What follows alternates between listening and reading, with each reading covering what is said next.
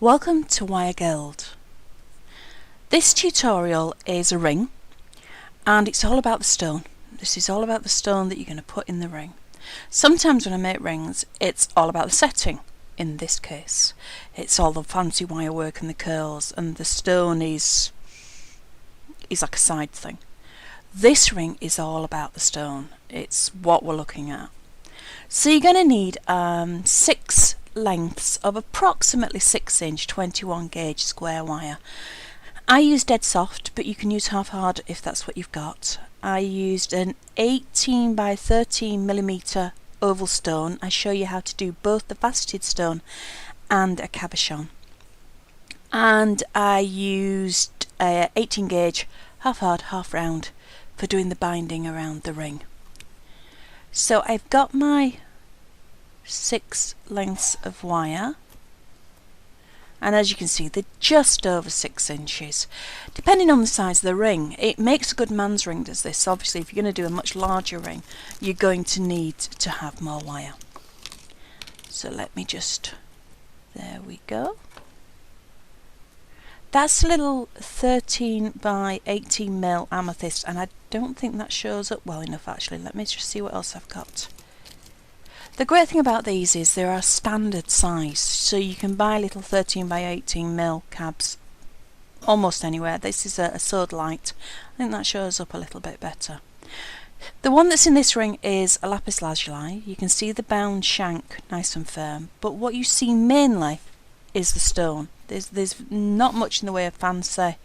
It's just about how the stone looks. It's a nice substantial ring, hence the reason it's good for a man's ring. But it's just one of those really easy to wear, you know, really nice rings. So we're going to take our 6 lengths of wire and get them nice and flat. When you're thinking about sizing, you need about 3 times the length of the circumference of the finger. Yeah, if that makes sense.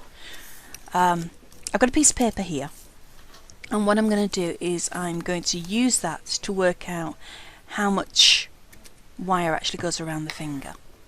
So if I'm making another ring this size, I would mark my ring mandrel above and below the ring that I'm using as a sizer, or if you're using ring sizers, above and below your ring sizer.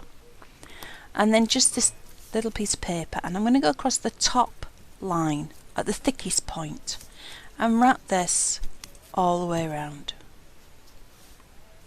And where the paper crosses over itself, I'll make, because you can sort of see through, I'll make a little line on the paper.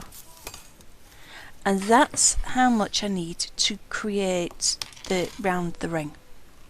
Now when it comes to binding, I need to bind the whole length less the size of the stone. So if I mark on there the size of the stone, giving myself a little bit of room either side, that's what I need to bind. So let me just, I tend to do this by eye. I'm really naughty. What I'll do is I'll just pop the wires on, see what looks generally in the middle, and then get my binding wire and just bind in the middle and do it that way. However, if you don't want to, let me just get this already. I'm putting a bend in the end, as I always do with binding, so it's nice and ready to start working without it slithering off when you try and hook on. Let me just straighten those ends.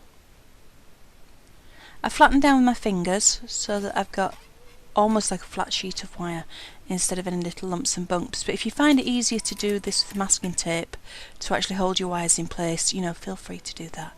And then I press down with my pliers. My first loop, that's my wrapping where I'm going to wrap, so let me just show you on a tape measure. So I need to wrap approximately 2 inches. Okay, so if I just move that up ever so slightly, that will place me in the middle. because I had a little bit over 6 inch, if you remember, on my wires. And then I will start binding. We are aiming for smooth, neat bindings where the wire is held perfectly flat underneath. You don't want a round bunch of wires. It will make life very difficult for you when you get to the top if your wires are bunched together. They do need to be nice and flat. So I'm flattening down my pliers each time I go around. So press down. Now I'm going to speed this up a little bit because you've seen me do binding before. And if not, there's always a skill set on binding. So there we go. I have got my approximately 2 inch, but as I had marked on my piece of paper, and I'm just going to trim the ends and press that down, and the same on the other side. Now the cut edges will be on the outside of the piece. I know usually we put them on the inside, but this is a ring and you don't want anything scratchy or possibly scratchy on the inside. So I'll just push those down and make sure that's all neat. So back to your ring mandrel, and we're going to shape the wires around where we put the marks on the mandrel. It's trying to slither out of the way, but bring them up to the top and then cross them over. So one to the left, one to the right. It's only a little cross, but it'll show you when I hold that there's sufficient room to put your stone on. Now if for any reason there isn't sufficient room, you'll need to unwind some of your binding, maybe 1 or 2 from either end, but just enough so that there's enough room for it to go in. Take some flat pliers, grip above where the bindings are, and bend your wires up, and the same on the other side. Pliers on, bend up. Now it will sort of open out a little bit, so slide it back onto your ring mandrel, get it back between those 2 pencil lines, and take 1 wire from one side, down and across, and 1 wire from the other side. These are the edge wires, hence the reason if you've crumpled all these wires up you're going to have difficulty. And I'm wrapping around the other side. Now this is wrapped around the wires where they are not bound, not around the bound edges. So you can see how that goes around. That's going to hold the ring together, and as well as holding the ring together, it's also going to provide the bit that the stone sits on, the like a cradle if you like. So I'm going to take my pliers now and I'm going to ease that round so that it goes inside the ring shank and pull it round, and the same on the other side. Now I'm being really careful not to close the ring up too far while I do this. Pull it tight and then flatten that down. You don't want to go round too many times with this because you'll end up with a bulky, lumpy bit at the end, which you don't want. So just press those down. And then I'll trim off again. The trim goes on the outside of the ring so that it doesn't press against the fingers. Straighten that up a little bit, trim it off and press it down. Now bend those out a little further. Make sure that's flat and that they're down. Now when I open these out, we should have sufficient room to squeeze our stone in the middle, but let me just pop it back on the mandrel. If it's tightened up at all at this point, you do need to sort of give it a right good shove and push it further down. I'm opening these wires out further to get my stone in. Now, it doesn't want to sit in. Let me just open the wires out a little further. And there we go. It needs to be quite tight, and it's just not wanting to push in at the moment. It's probably because I've got my hands so far forward. It's not quite going in. Let me just give that another.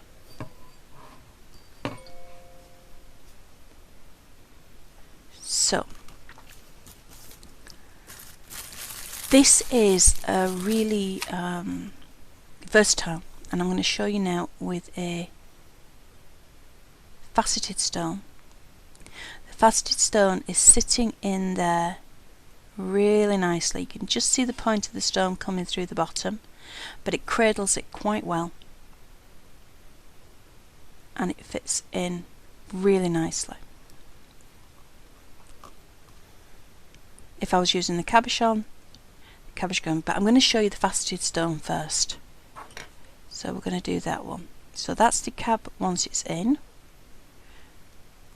Let's just get that out of the way, and the little bits, and we'll put the faceted one in. Holding the stone in with your thumb, I've taken 2 wires from one side and I've just brought them down over the edge of the stone. 2 wires from the other side and take those up over the edge of the stone.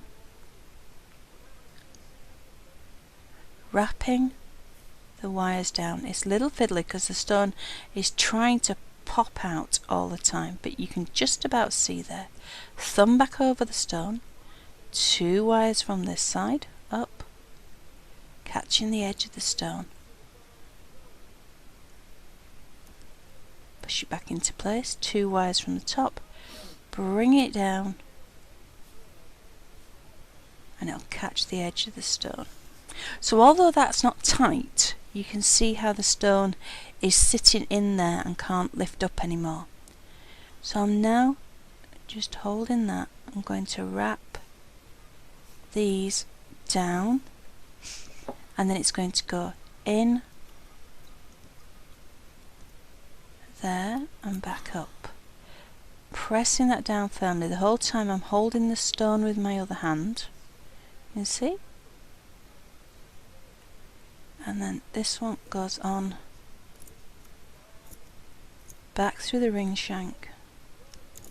Sorry, my hands keep moving out of shot. And bring that round and up to the top, tight as you can get it. Now then, other side. Rearrange the stone, make sure it's flat. Thumb back on the top. You can use your pliers to very gently manipulate at the side if the stone is trying to wobble. Sometimes we pull one side tighter than the other, so you can just use that to even that up.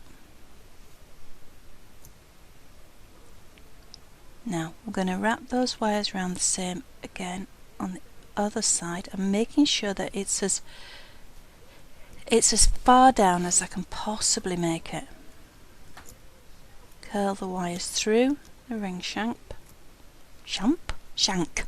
and pull them tight. Whoops, there goes the stone. Just pop it back in. Because everything's not tightened up yet, it will go back in. In you go. Now please stay there. That's it.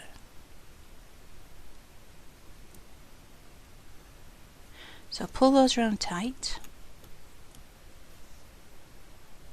and then this one goes down. Now I'm going to go in the wrong side with this. Really I should go across the top of the shank and in, but because the stone is trying to lean on me, I'm going to go in this way around so it puts more pressure on it. You can always do things like this. If your stone is being naughty and it's trying to lean to one side, you can alter the wire of where it ought to be to push it down where you need it to be pushed. Sorry, my voice is going. Push it down where it needs to be pushed and held, because really once it's done, you won't see that. But when I do the cabochon one, I'll show you the proper crossover because they don't lift like this. Now then, I have got 4 wires wrapped around, and if you notice I've still got 2 wires sort of sticking up or sticking at me. I'm just checking that everything's flat. Now then, move that wire out of the way and let's get these trimmed off, because all I'm going to end up doing is stabbing my finger with them. So let's see, look, I'm pushing my paper out of the way instead of bringing my hands closer. There we go. Just ease that down, and then you can sort of half tuck it underneath the other wrap. There we go. Trim that one. Press it down nice and flat. All the cut edges are on the top, none by your fingers. And squeeze them up and get them as neat and as close together as possible. Now let's do the same with the other side. It's a little bit different on the other side because I brought all the wires to one side because of that stone lifting. So let me just trim these off and press all those down. Now then, I have these 2 wires. I could just bend them straight back and leave them like that, which is what I've done on that first cabochon one that I showed you. They're just bent back and trimmed. Let me make sure it's the right size. There we go. Lovely, just been between the lines. But I think I want to do something a little bit fancier this one. It's still trying to lift on the other side is the ring, so I'm going to use my pliers very gently. And what I'm doing is I'm bringing the wires slightly up on the left hand side of the picture. What that will do is that will move the stone lower on the left. It's not far off, it drives me crackers if they're not absolutely flat. Using the back of the pliers I can then ease the wires to where I want them to be. There we go. Now these little wires I'm going to make a little tiny curl in the corner. Go all the way around. Finger goes on the top to stop the curl from lifting, or the thumb, whichever. And I've gone all the way around, just making a little tight curl. Using the back of my pliers I can press that down onto the stone, and I'll do the same on the other side. So a teeny tiny curl, sorry my hand's in the way, all the way around and back down. Let's just tuck those ends back through.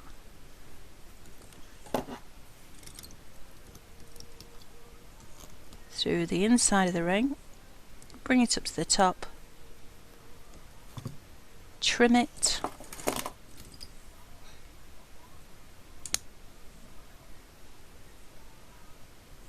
right, I'm going to put curl in it I think, yeah, put a curl in, smooth it down.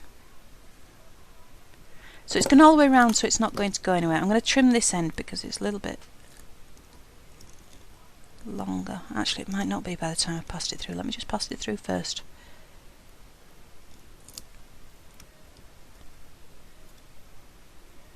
No, there should be just about enough to do a curl with that end. The little curl at the end helps to disguise some of the other wires that we've already pressed down underneath. And if you notice I was pressing down then with my round nose pliers, it just helps to sort of smooth it into position rather than flat ones. And there we go. We're just about there now.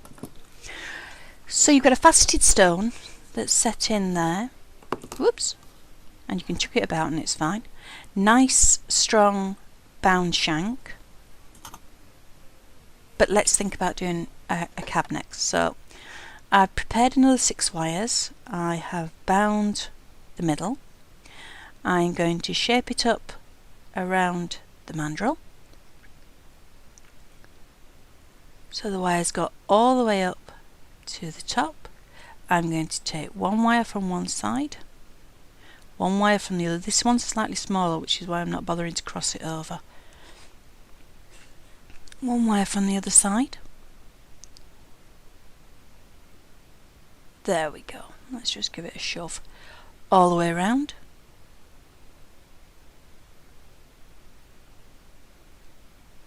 All the way around with the other side. Slide it off the mandrel. Get these wires bent back. Wires on the other side bent back.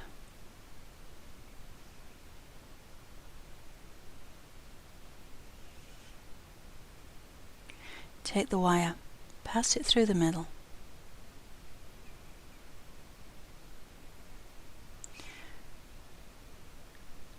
Flatten it down as straight as you can get it. And the same with the other side.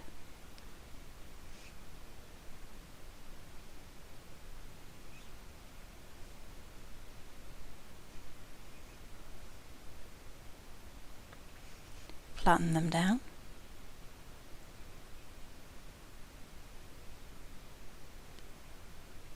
Nice and neat. Trim so that the cut edge is on the outside of the ring, and flatten that down. And the same again with the other side.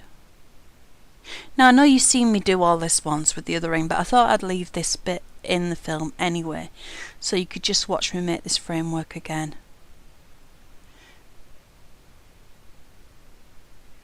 Pull the wires out,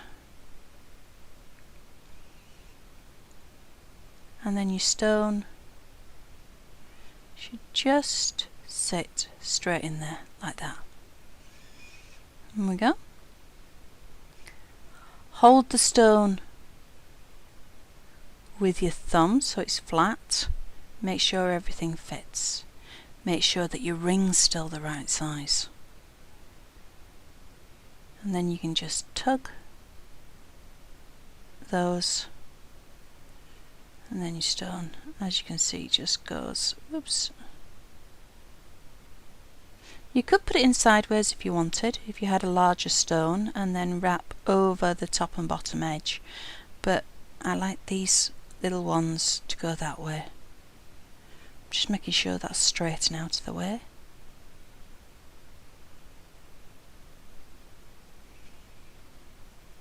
Keeps slithering off. You know, I really ought to have a big blob of blue tack that I just use for filming, so that it would stay put so that you can see it, instead of it falling off every time I move the mandrel. So let me just have a look. Yeah, I really love the amethyst, and I will make some in amethyst, and I have done in the past. It's just I don't think it really shows up very well on the camera. I think you'll be able to see better if I use the dark blue. So nice and flat back. And as you can see with that one, unlike the faceted stone where the back's actually going to protrude through, like that, and that sits down, the cabochon works differently. Now if you were going to use a round faceted stone rather than an oval one, I would suggest that you widen these two wires ever so slightly to take that, but this is for the cap, so let's just pop that in. Lovely. Thumb over the top, hold it firm. Take two wires from that side, bring them down over the edge of the stone. There we go. And it's going to go underneath and round and through the ring.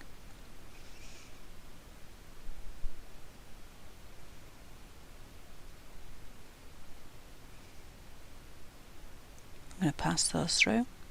See, what I've tried to do is try to do it different way around, from showing you the first one to the second one, so that you can see that nothing is ever really sort of fixed with stone, and if you feel more comfortable doing one bit at a time and then moving on to the next bit, that's fine. which is why I tried to show you sort of two of the same things but done ever so slightly differently.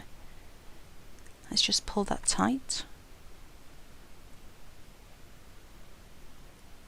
Whoops. Go back in there.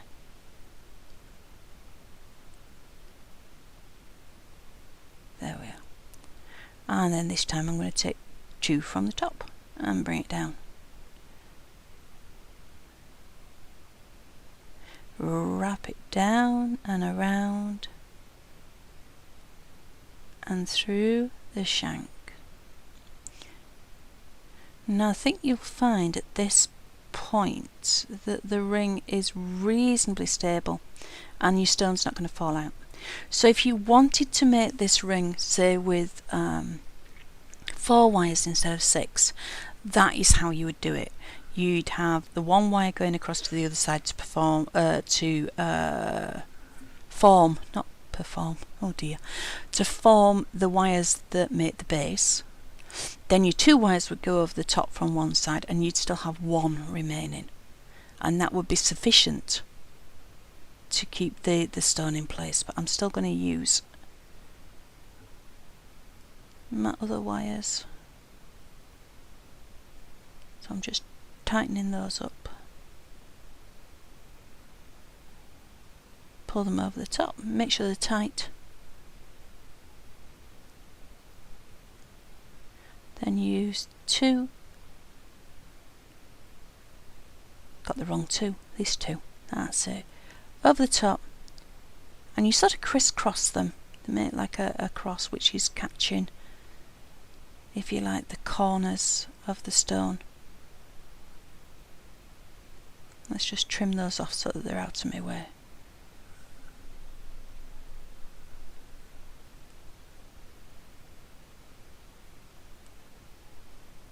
There we go.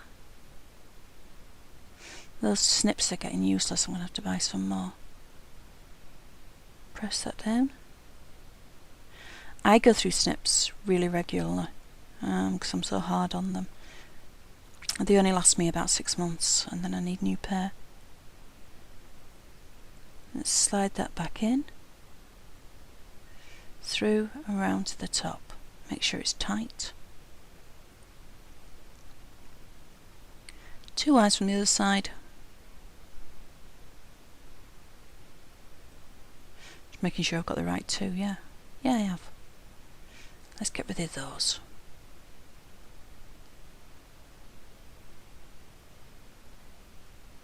There we are, and flatten them down.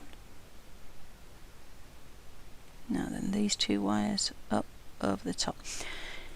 If you wanted this to be fancier, you know, if you didn't want so plain, if you wanted something, you know, more ornate, you could put curls in these wires, you could add beads to these wires, you could do any number of things as long as it's holding the stone in place. Let's just get that wrapped round and through the shank and back to the top. You know, I always say there's no mistakes, there's just new designs. Well, once you've held the stone in place, you're free to really expand with your imagination and do all sorts of wild and wonderful things. If you're into weaving, you could try and weave over these side wires. That would look really, really attractive. Different shaped stones, you know, putting the stone in the other way round. There we go.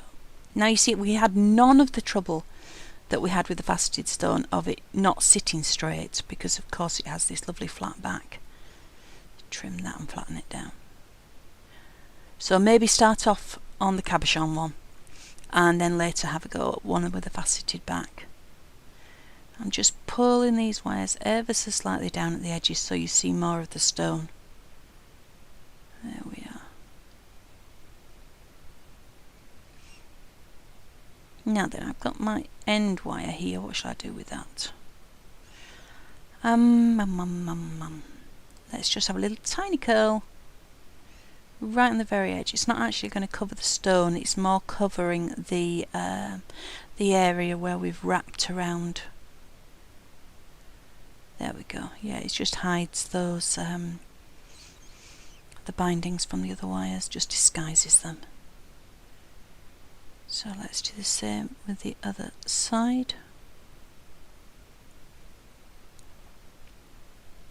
Now, you know I said you could use less wires and how to use less. If you wanted to use more, you've got to think of disposing of the wires.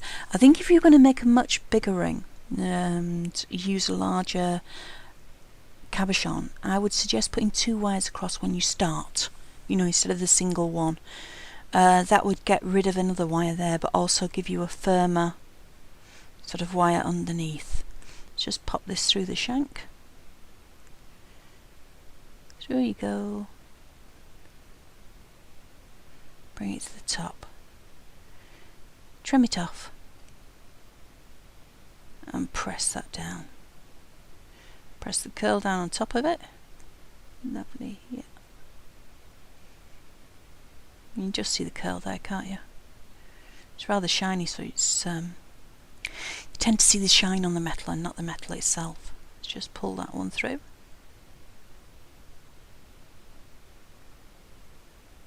Trim it off. And there we go. A ring full of potential, full of possibilities.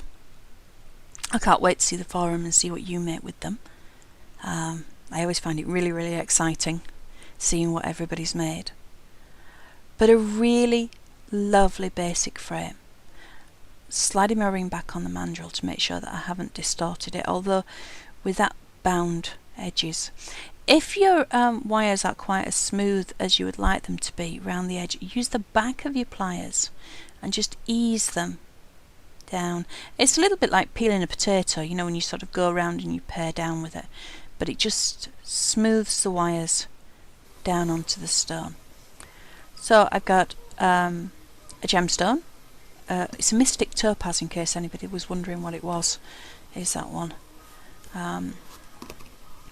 I've got a lapis lazuli one and a sodalite one, all slightly different, but really, really nice. Nice, heavy, wearable. It's not a flimsy thing, isn't this? It's a really nice ring. So there we go.